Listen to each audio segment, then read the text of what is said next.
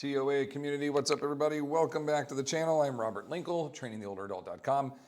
Want to talk to you today very quickly about why we don't do more core work. This is a common question that we get from a lot of our clients and a lot of the other trainers and affiliates out there around the way. Why don't we do more core work? And the answer to that is very simply put that anything, and when I say core work, we're looking at more like the traditional sit-ups, crunches, leg lifts, leg throwdowns, V-ups, teasers, Russian twists, etc., etc. All of these exercises, very, very simply put, okay, if I ask you to show me the best possible posture that you could show me, everybody would stand up really nice and tall, they'd set their shoulders back, you know, they'd want to feel as elongated and as proud as possible, right? What they don't do is pull their sternum and their pelvis closer together and yank on the back of their head and or tuck their legs and bring their knees to their chest. So when we look at this, to answer the question is, we don't want to do exercises that are going to fold us into a C. Even though you feel that abdominal burn more, right? You feel the abdomen burning, that musculature isn't designed to be repetitively utilized like bicep curls and quad extensions, where you can get this big this burning sensation of in a reward feeling of, hey, I just worked this musculature hard. It's burning like crazy. I can barely take it. I feel like I just made some good success.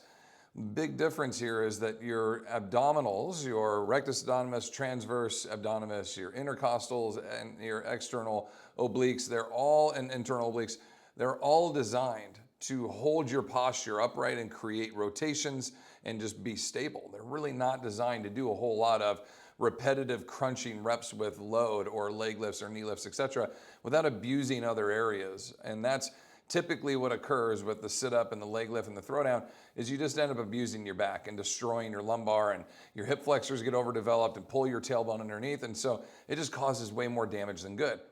So we go, well, how do we work our core? I have a client that tells me all the time how weak her core is, and yet she can deadlift 200 pounds, okay? She's 155 pounds, and she can deadlift more than her body weight, okay? And I'm talking sets of 8 to 10. So she could probably deadlift 1.5 times her body weight for a single, if not a little bit more, okay? And there's no possible way you could do that and have a weak core.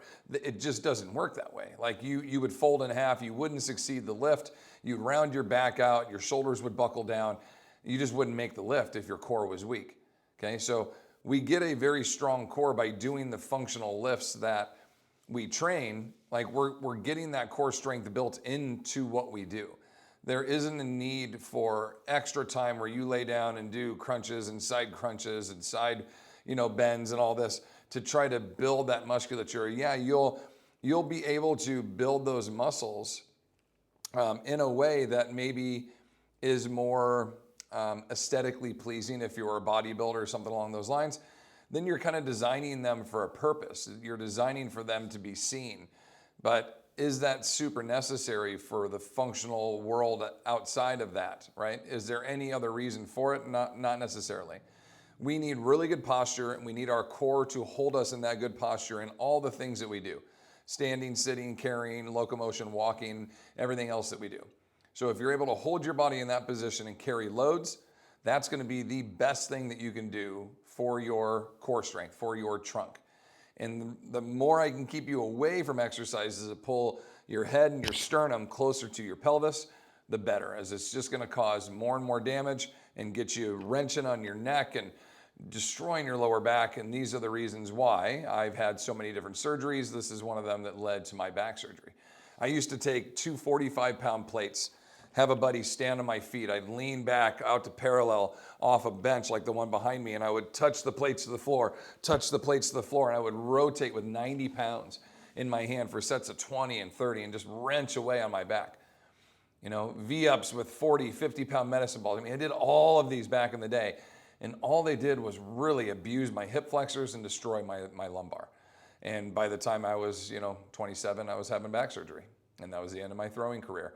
and it directly relates to this. So take care of your core, keep yourself upright, do your loaded carries, because everything that we are addressing and bringing out to you with this information is always research. So I always want to show you where I'm getting this information from.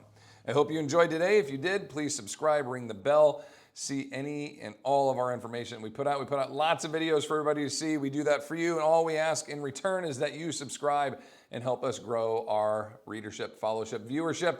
We appreciate you all, love you all, and we will see you in the next one. Take care.